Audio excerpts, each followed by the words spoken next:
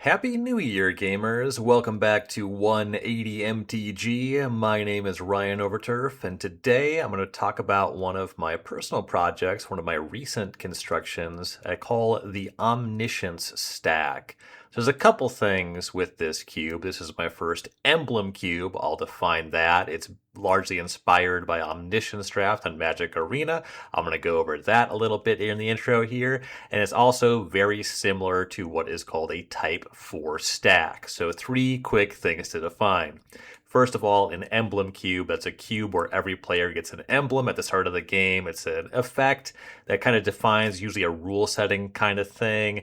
So with the Omniscience stack, every player is going to start with an Omniscience emblem. This is directly cribbed from Omniscience Draft on Magic Arena. So what Omniscience Draft is, it's a draft where you just do a regular retail limited booster draft. I actually started working on this after doing an Omniscience Draft of the Final Fantasy set. And so you just draft as normal. And then in deck construction, you go down to 40 cards, but you generally don't play any lands because you don't need mana to cast your spells. What the Omniscience emblem does is it says you may cast spells from your hand without paying their casting costs. And then also once per turn on each player's turn, you can add 1 mana of every color to your mana pool. What that mana is for is things like activated abilities, spells you would cast from other zones, so things like flashback, and you can do things like unearth, just anything you would use mana for that is not casting a spell from your hand, additional costs, whatever. And then also, starting hand size is 3, but then you do get your regular 20 life points, but you just cast all your spells for free, and they limit the starting hand size because a lot of what happens in the game is you try to draw extra cards, and really you're trying to win on the first turn through some combination of cantripping effects and big haste threats or other alternative win conditions, and even counter spells can be a big deal just to stop your opponent from leveraging their 3-card starting hand. And finally, a Type 4 stack. This is actually a casual Magic format that I believe predates Cube, where players just draw from the same shared deck, but it's a ton of cards, so it's referred to as a stack more than a deck. You have, I believe, 5 cards starting hand size in Type 4, and just infinite mana, but you are gated. You can only cast 1 spell per turn. So the Omniscience stack was largely inspired directly by Omniscience Draft, but I do want to shout out Type 4 largely because it is something that long predates Omniscience Draft on Arena, even predates Cube, and because of the parameters of the Omniscience emblem, we generally don't draft when we play with the Omniscience stack. We typically just grab 40 cards and shuffle it up, and those are our decks. More on that as I kind of get into the design, but real quick, I did want to shout out Type 4. If you like Type 4, the Omniscience stack is going to be really reminiscent of that. If you like Omniscience Draft on Arena, the Omniscience stack is, of course, going to be really reminiscent of that. Emblem cubes are something that, again, this is my first emblem cube. I have kind of an aversion to them. They have some friction regarding familiarity. There's new rules you're adding to the game. There's layers of complexity with that. I decided to work on the Omniscience stack because I really enjoy Omniscience Draft on Arena. And I thought that players would be kind of familiar with this one because the Omniscience Draft, it is somewhat of an irregular, but a couple times a year on Arena you see this show up. So I thought people would have heard of it. Amusingly, fewer players have heard of Omniscience Draft than haven't, but it's been really easy to explain and get players going. It's also really handy that the Omniscience emblem just has an image that you can easily find, so I just printed off copies of that, so you can just really easily read the rules there. 3 cards starting hand size is really easy to get your head around. So complexity relatively low in the space of an emblem cube, and this is something that I've had a lot of fun playing. So I will get the link for the cube lists for the Cube Cobra page in the show notes here, so go ahead and take a look at that. One of the first things you'll notice looking at the list, this is not color balanced. No effort has been made to color balance it, even though there are a number of cards that call out specific colors. I just want to put all the nice cards in. Everything is cast for free anyway. I just have not really paid attention to that at all. It is funny to me that there are currently more white cards than any other color. It just kind of shook out that way because there's a lot of white sweepers. I would bet against that, just thinking about it abstractly, but it's funny to see it on the list. But anyway, the point I'm trying to make, and it's just this cube is not color balanced, and there's really no reason to try to color balance it. You're going to see a lot of expensive spells, a lot of stuff that you would have no business casting just off of lands, making a land drop of turn, and you can start to see what's going on in the format. So I'm going to talk a little bit about Omniscience Draft and Arena, some pitfalls there that I tried to avoid, some general pitfalls that I've learned as I've worked on the Omniscience stack, and then what I am supporting and what makes playing this environment fun. So I mentioned that the big thing happening in Omniscience Draft on Magic Arena is that players are generally trying to win on the first turn of the game. That's of course going to be possible with a wide range of cards when you have access to infinite mana, but retail limited, there's just so much stuff that draws extra cards. Certainly if you talk about recent sets, the kind of sets that actually are being drafted in Omniscience Draft on Arena, and anywhere that you get a divination, cards that draw multiple cards, they cascade into so much advantage. Play draw tends to be pretty pronounced, and it's very common that the best decks in Omniscience Draft can just win on the first turn.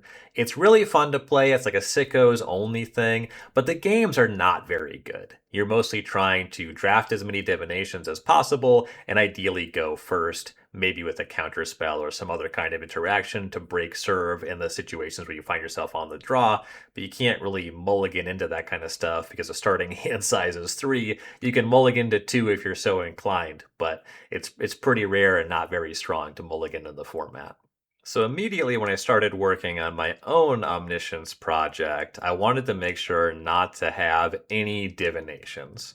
That's just inherently problematic space here.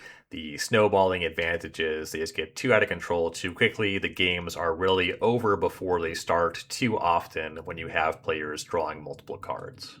But the thing that is fun is the tools that you actually use to close games should you play them to their conclusion and not just concede because your opponent has drawn 6 extra cards, is you play stuff like 6 mana 5/5 haste. Of course, it's free because of the Omniscience emblem, but just giant creature with haste, that is just fun to put on the table for free.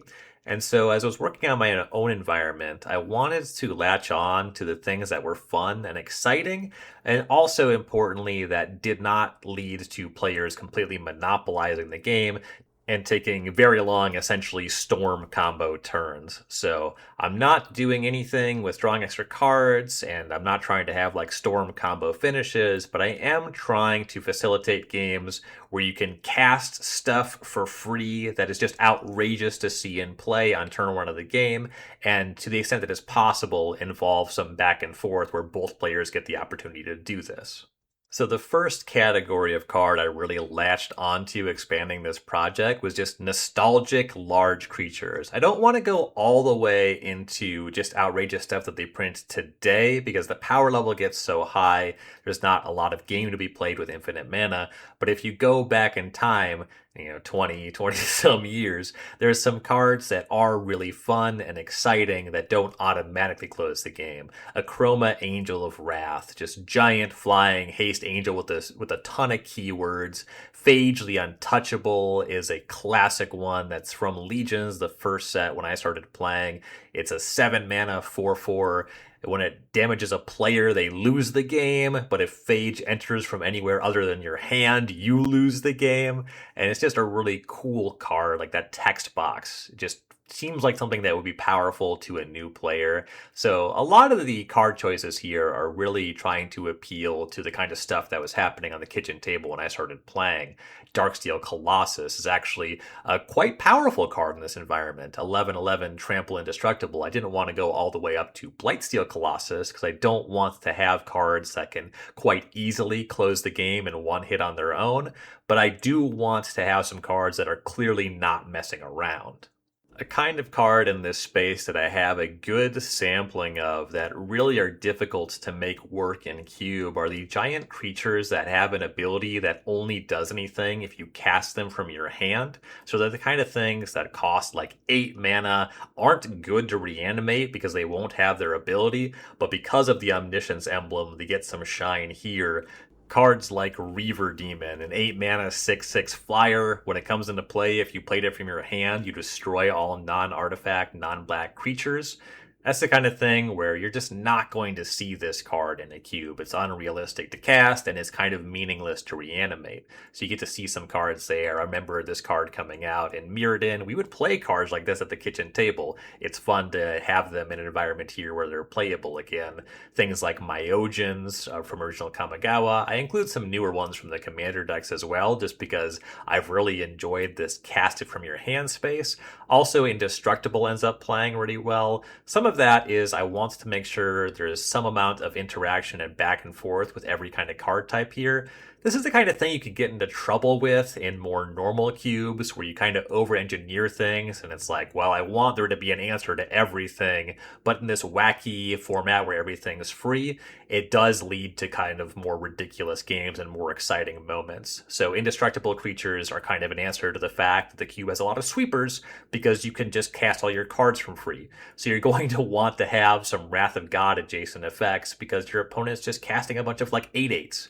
And then indestructible cards are going to ask for different answers than the sweepers for the non-indestructible creatures. So there's a kind of layers to what everything that's going on here. There's a method to the madness. Mostly, I'm just trying to put in cards that are sweet to cast, but I do have some attention to making sure there's not just one card here that totally blanks anything you would do to interact with it, or one form of interaction that just completely blanks any way you would try to play the game.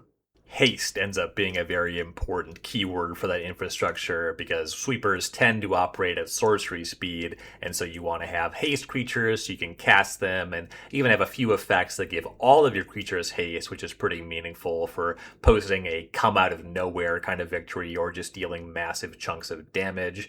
And then I have some sweepers that play an instant speed. This is a cube where I actually really like the card Settle the Wreckage. I tend to not like that in normal games of Magic. There's just kind of this situation where if you know about it, you can make pretty informed attacks, so it's not that strong, and when it's good, it's not that fun. But when the game is totally predicated on everything being free and the games being nonsense, Set the Wreckage becomes a pretty meaningful answer to those big haste win in one turn kind of things.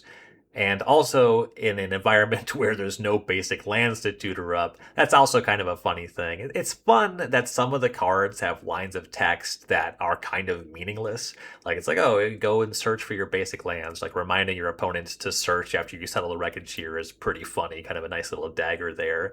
I don't do too much of that. I don't like to have a lot of text that doesn't mean anything here because I want the games to be generally simple and approachable because you're going to see a lot of weird cards you don't normally see. I'm trying to make it so reading any individual card is not too difficult, and so limiting blank text is kind of meaningful there. I make a few exceptions there. I have Zakama Primal Calamity, for example, which is a Naya 9/9 dragon that has 3 activated abilities. It's a good way to use the Wooburg mana from your emblem every turn. You can always use it minimally to gain 3 life every turn, and it's just kind of funny that the card has a cast trigger to untap your lands, because you're not really going to control lands, but it's pretty clear what that card is trying to do. It's not too distracting, and it's kind of funny to have that extra text in 1 or 2 cards in the cube. But what I was saying, there's just kind of layered interaction there. Sweepers versus creatures without haste, creatures with haste, advantage over sweepers, indestructible threats, advantage over sweepers. There's a long list of counter spells, which you kind of use to fight over everything, but then I also have a number of uncounterable things to add some wrinkles to that. So just wrinkles on wrinkles, just cards that are going to show up and be meaningful in whatever context and whatever wacky game is actually shaping up in the Omniscience stack. And all of those interactive elements are kind of leveraged here in the name of balance. So ultimately, if you're starting with Omniscience on the battlefield, which is basically what the Omniscience emblem is, the gameplay is not going to be super balanced. I just have it there so the games don't totally get away from you, and those are measures that I want to have it. So any game is technically winnable. There's some range of effects that play in all spots. You can just build something like this, and you can do all the divinations and have players just combo out in the first turn of the game. I took measures against that because I don't think it's really fun to sit on the other side of the table there. I think it's important to make it so every draw step could lead to something exciting happening. Maybe you can just win the game outright out of nowhere. And in addition to those big creatures, I have just a lot of big effects, like Searing Wind. This is actually a classic type 4 card, just 9 mana, 10 damage. And there's a couple different ways to double that, or just defeat a player totally out of nowhere, just out of massive damage effects. And so just making it so that no matter what is happening in the game, there's still a game to be played is a significant departure from Omniscience Draft on Arena, and it tries to get rid of a lot of what I think would not be appealing about taking that solo digital play experience and trying to convert that into playing in person with your friends, making it so the games actually have something going on with them rather than just trying to maximize a win on the first turn. Winning on the first turn is going to be possible. It's going to be exciting, but I did go to kind of great lengths to try to make it so that's not the only thing going on here, and I'm not actively facilitating the easiest ways to do that. That, of course, being just loading the queued up with every draw two or more card in existence. That said, drawing extra cards is fun, so I did make a point to put a lot of cards that draw one extra card in the cube. A very long list of creatures that enter and draw a card. I really heavily use Cascade. Cascade is really fun in games that are kind of nonsense. A pretty funny aspect of that, it's pretty common in this environment with how long the list is on counter spells to make sure that there's a high interaction density. You do cascade into counterspells kind of a lot here, which is a pretty funny thing to have happen. So you can draw extra cards, but there's no way to really just generate overwhelming card advantage outside of your opponents overextending into sweepers. And then I have something that I think is really fun, just a lot of weird cantrips. So this is stuff more in the spell space, like Scout's Warning, that lets you play your next creature as though it had flash and you draw a card. Overmaster, which makes it so your next instance or sorcery can't be countered and you draw a card. Insist, which makes it so your next creature can't be countered and you draw a card. These are both really funny and fun to play if you have an empty hand and you just hope that the trinket text there does something for you. And it's just generally kind of fun to approach these cards from the position of having a counter spell in your hand and asking, should I counter the Insist? What's going to happen next? I have no idea. They have infinite mana. So that stuff is really wacky and fun. I also like a number of Planeswalkers here that draw one extra card. They're the kind of thing you have to answer them right away, but it's not difficult to answer a Planeswalker. They actually play a lot closer to the Elvish Visionaries in the cube than you might think at a glance, just because of how easy it is to have like a 6-power trampling hasty creature. Jace Wielder of Mysteries is my favorite one here. I like having a little bit in the way of alternate win conditions if you're going to play in the space of having 40 card decks. I absolutely prefer playing the Omniscience Stack where everybody has their own 40 card deck and that unlocks a little bit of space for the alternate win condition there. But it's super reasonable to just play this as if you were playing Type 4, just draw cards off the stack, just play games until somebody goes to 0. One of the cards I really like in the stack is Approach of the Second Sun, and I have a preference for how that plays when people have their own decks, but there is still a game. It's just kind of a totally different texture if everybody is drawing from the same stack. So it's fun either way. I just like shuffling my own deck. I have, whatever. You can feel however you feel about that. You can do it however you want. But for my purposes, I like the act of having your own deck to draw off of and shuffle of, and I like the possibility of a player running out of cards and losing being a part of the game with how many draw one card things happen and how much interaction there is. I just like that being a part of Magic. I like to try to keep as much about normal Magic intact even as I explore weird spaces. And now I want to talk about some things that I have avoided in this design, either just on principle or things that I have experimented with and have not liked how they have played in the environment. In addition to divinations, I also have a hard rule against including any tutors in the cube. No matter how specific they are, no matter what they're doing, I have two problems with these. They just always find the most powerful thing for the situation. When there's no consideration for mana with tutors, a lot of the fun of tutoring, any of the stress around it, is just completely washed away. It's just what makes tutors interesting at all is just kind of absent from this environment.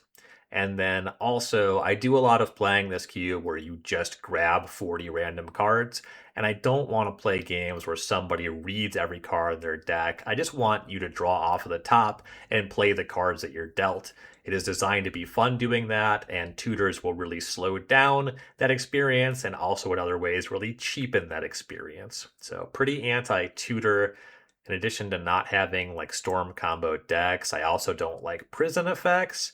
They can be really weird. I experimented briefly with High Noon. I thought it might be fun to have it because you can use the emblem mana to activate the ability, but it just shuts off all of Cascade. It just makes so many of the cards weaker than others. It's just not fun. It's way more fun in this environment to say yes than no, enable people to do busted things, and you can always interact with what they're doing. There's going to be ways to use sweepers or some other form of interaction, or even just outright kill your opponent with those Searing Wind style effects. So there's going to be interaction, and just letting players draw and play with their fun cards is going to be way more fun than anything that restricts the ability to do that. Why am I giving you omniscience if I'm trying to tell you things that you can't do? It kind of just doesn't make sense. Another thing that I try to avoid is just generally repeatable effects. So the example I'm going to give here is the buyback mechanic. So specifically the card Capsize, which is an instant that returns a permanent to its owner's hand, and then for 3 mana you can return it to your hand on resolution. So you do have to use the emblem mana to pay any additional cost. So the buyback, you would only be able to do it once a turn, but you get to do it on your turn and all of your opponent's turns. And it just makes it so any creature that just attacks and blocks and doesn't accrue value is just totally blank, and you get to bounce on your turn and their turn. So you get to bounce something with haste on their turn, something without haste on your turn. So it can just shut off 2 cards effectively. I generally don't like anything that shuts off 2 cards of your opponent's cards. Drawing an extra card is fun. Cascading is fun. And you will get caught up to with that kind of value either by trading in combat or by some kind of sweeper. You won't be able to run away with a game in that way, but a repeatable effect, certainly a card like Capsize, could totally run away with a game. Capsize specifically is also problematic because you can bounce your own enters creatures and just use them infinitely. That's not very fun. So it's the kind of card that if it shows up, the game's just going to be about that, and because you can do the same thing multiple times over the course of the game, it's really hard to get away from that. In general, I don't include lands. You have infinite mana. I have tried to find some cool lands that enable the ability to use some kind of ability with your emblem mana and do something cool. I currently have 2 in the list. Slayer's Stronghold to give creatures haste is kind of a nice one, and Winding Canyons letting you play cards at instant speed. There's a couple different ways to do that. Playing at instant speed is pretty important in this environment with so many sweepers and counter spells, but there's very few lands that have made the cut. I've tried things like Mystifying Maze, but that was too much in the space of repeatable effects. Just having a land that could always blank an attacker from your opponent ended up being a pretty negative experience. Something that just outright does not work in the environment is X spells, spells with a variable casting cost, your fireballs. Because you can cast spells from your hand for free and you can't make more than 5 mana otherwise, they just don't do a lot. They're not very exciting or fun cards. You can maybe find 1 or 2 that do something, but you do then also have to make sure that they are single pipped because you can only make 1 mana of every color. But even then, I think that as you play with the Omniscience emblem, people just do some mental shortcutting. Everything else you just cast for free, and so it kind of feels like infinite mana. And then it's weird to make your Wooburg and do an X-Spell for like 3 or 4, and it just not being nearly as exciting as any of the other cards in your hand. So I just kind of avoid X-Spells entirely. I also avoid any activated ability that costs more than 5 mana or has a double pipped activation, because you just can't activate that just with the mana you generate with your emblem, so it just ends up being text that does not do anything. I had Cityscape Leveler in the cube for a little bit, and I like what it does when you cast it. Being able to interact with a lot of the giant creatures here, that's very cool. That's something that I really liked. But then unearthing for 8 is just something that is not possible, and I really did not like seeing that on the card. Something that I thought about, you could add some stuff that generates additional mana, and that way that would unlock the ability to do things like having flashback spells that flashback for more than 5 and or have double pipped if you could like bank mana with treasures. But I decided that those ways to generate extra mana, they just distract from what's going on here. There's already a really exciting and fun core premise. You can play all of your spells from hand for free. It really just distracts from that to then have ways to make mana and ways to abuse making extra mana. I just kind of want all the cards to work. I want you to be able to cast spells from your hand, and there's definitely more powerful things you could do if you could use treasures and stockpile mana and get extra cards that way. But a lot of that also just kind of ends up in the divination problem. Even the card Think Twice, I think, is problematically powerful in a cube like this because it just gets you two cards. Anytime you get a card ahead of your opponent, you can more likely find yourself in a situation where you present some kind of lethal board state and you are more able to have counterspell backup to fight over what your opponent is doing. It's just less fun than the casting Achroma, casting Darksteel Colossus, casting Take Possession. That's the kind of gameplay I want to highlight. There's other stuff you can do in this space, but I find that it is a distraction and kind of cheapens the coolness of the experience otherwise. There's a lot more going on in this cube that I can kind of gush about, all the cards that I find cool, but mostly what I love about it is that this cube ends up being a space for whatever I want to put in it. There's really no design constraints outside of not wanting to put in cards that are just miserably powerful and you can cast them for free. But anything that's just kind of below rate but has a cool text box can end up finding a home here. When I started working on this project, I actually just took cards from my collection and put them in a stack. And I found that there was some balance stuff that was kind of unsatisfying. And I would think of cool cards that I wanted to put in here that I had to track down a copy of. Like I had to go out and buy a Darksteel Colossus. And I went out of my way to get a Phage the Untouchable because it's such a cool card and one that I really remember from when I started playing the game. It's cool that I get to have Spike Weaver in this cube. That one's like a little bit in the miserable repetitive play pattern space, but there's so much stuff that just kills it. It actually ends up being one of the weaker cards here. But it leads to some pretty funny situations, and I'm happy to find some homes for cards here that really don't play very well in other environments, either because they're too powerful. Actually, Spike Weaver ends up being kind of miserable when it's doing its thing, or cards like Darksteel Colossus, where else are you ever going to put this card into play?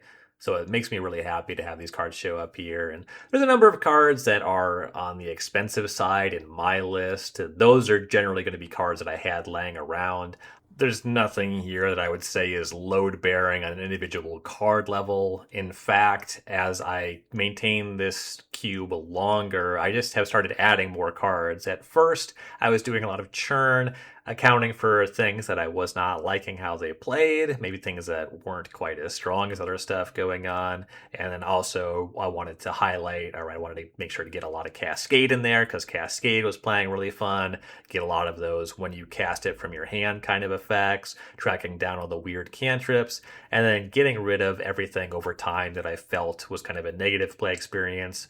Different forms of 2 and 3 for ones have made their way out of the environment to try to figure out what a fun way to do card advantage that didn't just involve solitaire turns and one player burying another. My goal initially was to get the stack up to 200 cards that I was happy with because that's the minimum number of cards to play Star Magic. What I'm about to talk about in my topic for next week is going to be playing multiplayer Magic. Omniscience Stack is really fun for playing multiplayer games. And I think just generally cubes that have kind of out there gimmicks, the weirder the magic is, the more fun it is to make it a multiplayer game. I do think that that's something that Commander really gets right as far as just fun games to play with your friends. Playing multiplayer is just a good time, and this cube is so out there in what the games look like that playing with more players, it just kind of multiplies the ridiculousness that can happen in a given game. So I wanted to get enough cards to support 5 players, and then once I got to that threshold, we liked playing it so much, we would play like multiple games and just keep randomizing our decks. And it was always fun to draw a card that you hadn't seen in the stack before. So I just decided that as I see cards that I like, that the size of the stack is only ever going to grow over time. So when they print new counter spells, new weird cantrips, all that stuff is going to come in. Not too much of the newer, expensive, powerful spells as They tend to make them in a capacity where they're much more powerful than Darksteel Colossus these days, so I don't want to make it so there's a bunch of new cards that just take over all the games, but I'm going to keep my eyes open for things that are fun and about at the power level of what I have going on here, and just keep adding more cards to the cube over time. I play a lot of 4 and 5 player games with this stack, so it's important to me that it's at least 200 cards, and it's been really fun to just find more cards and more types of cards to add more to, so the games get more varied over time. So I like playing multiplayer games with the Omniscience Stack. I'm going to be talking more about multiplayer and Magic next week and different ways to do that. But then just as far as taking the stack and ending up with decks, you could just use the Omniscience Stack as a Type 4 stack. The cards are at a little bit different power level. It'd be a little bit weird to just use this. I think if you like the one spell a turn gameplay of Type 4, I would look at other people's work on that. What I prefer to do with Omniscience Stack is to just get a stack of 40 cards. It is perfectly fun to randomize it, so that's usually what we do, definitely for multiplayer games. Grab 40 cards, that's your deck, shuffle up and play. You can draft it, and I have drafted it. One thing about that is the games tend to be pretty quick. You have infinite mana and a lot of high impact spells.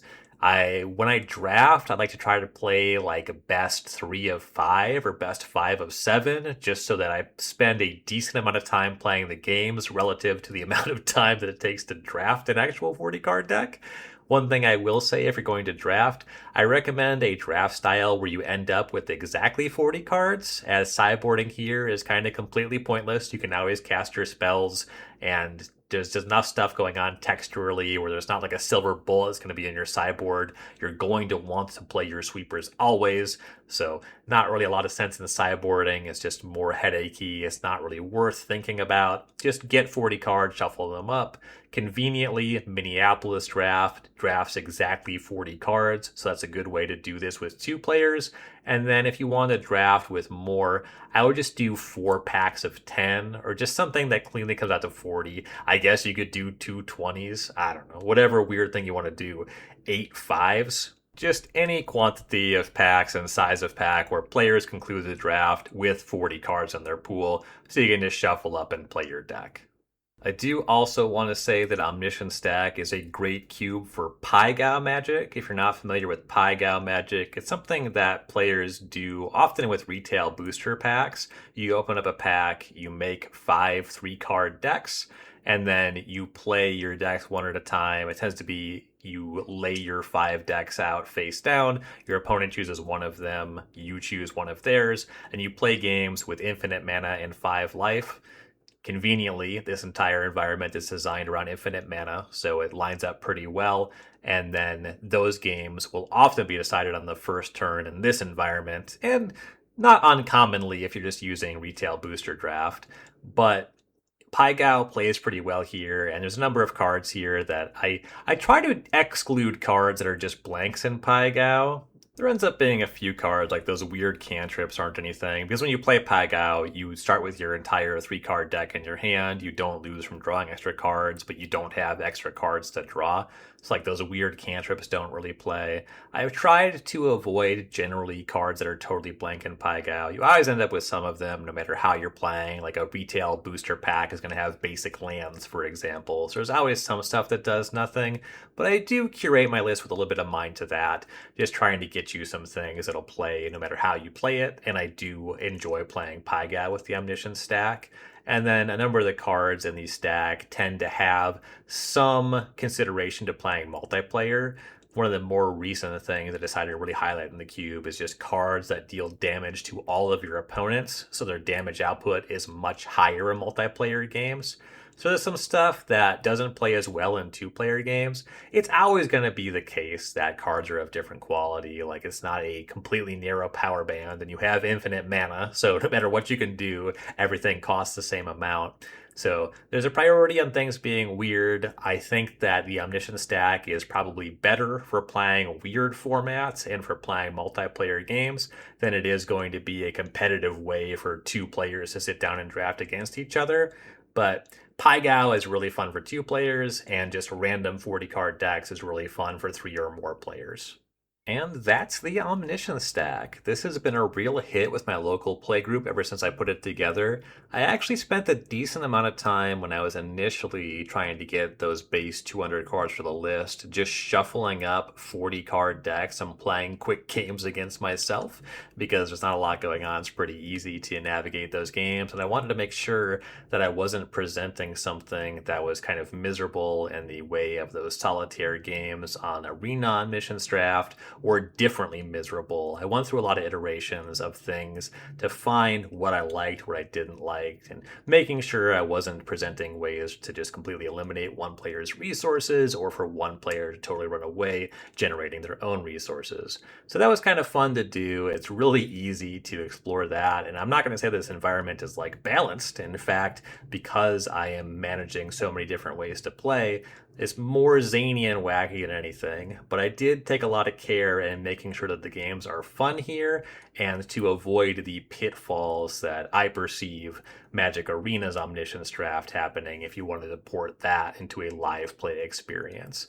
And I think that honestly a big thing, even if you have something that's really out there and weird, as long as the conceits of that are doing something fun, just playing multiplayer is a great way to kind of disregard balance and get to playing fun games. If your players are into it, I often have to push other people to play Star Magic. I think Star Magic is really fun.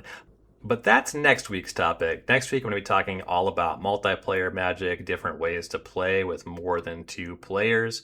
So I hope you enjoyed my breakdown of the Omniscience Stack. I hope that I got you maybe excited to explore this space on your own. You can definitely build something in this space just with cards you have laying around, and you can do it at a lower power level. There's no reason why you couldn't have this with just creatures that are closer to just 5/5s and not having all the rares and the mythic rares, or just having some stuff that's a little bit weaker or a little bit more charming. That is totally fine, especially if you are playing multiplayer. We'll be talking about that more next week. Thank you for joining me this week, for taking the time to like, comment, review, share, subscribe, whatever you do to support the podcast. And I'll be back next week talking more Cube, talking some multiplayer Magic. Later, gamers.